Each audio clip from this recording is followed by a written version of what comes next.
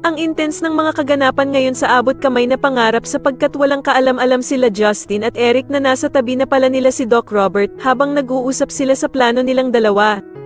Dito nga ay maaktuhan ni Doc Robert ang pag-uusap ng mag-amang Justin at Eric, at dito nga ay ikakagalit niya ng sobra ang mga maririnig niya. Samantala matapos ngang matanggap si Justin sa Apex, sa unang araw nga nito bilang HR ay maglilibot ito upang masaulo niya nga daw ang buong ospital. Ikakagulat naman nila Nurse Evan at Nurse Karen ang unang kita nila dito dahil sa ugaling ipapakita nito sa kanila. Dito nga ay ibabagsak ni Justin ang mga gamit nila at agad niya din itong ipapapulot sa kanilang dalawa. Kaya naman ay magkakatinginan ang dalawa habang pinupulot ang mga bumagsak na gamit at iisipin nga nilang mas masama pa kay Zoe ang ugali ni Justin.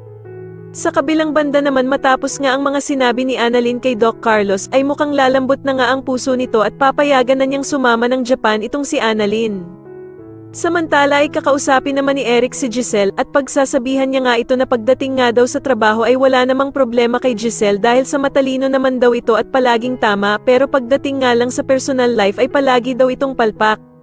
Kaya naman ay mukhang gagana ang pangmamanipula ni Eric sa kanya dahil sa matitigilan na lamang si Giselle at mukhang dodemdamin niya ang mga sinabi sa kanya ni Eric.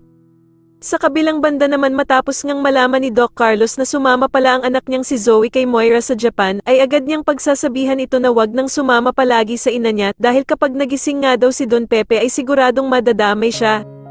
Pero mukhang tanggap na nga ni Zoe ang kalalagyan nilang mag-ina at sasabihin nga nito na nagpapakasaya na nga lang daw silang dalawa habang wala pang ang malay itong si Don Pepe. Samantala habang naglalakad naman si Doc Robert ay bigla nitong makikita sila Eric at Justin habang nag-uusap sa isang kwarto at pasimple nga siyang makikinig sa kanilang dalawa. Sa tingin niyo dito na nga kaya malaman ni Doc Robert ang totoong plano ng mag-amang Justin at Eric, mas lalo na nga talagang nagiging exciting ang mga susunod na kaganapan kaya naman ay mas lalo pa nating abangan ang mas lalong gumigandang abot kamay na pangarap. Maraming salamat po sa inyong panonood at sana po ay masubscribe niyo ako. Maraming salamat po.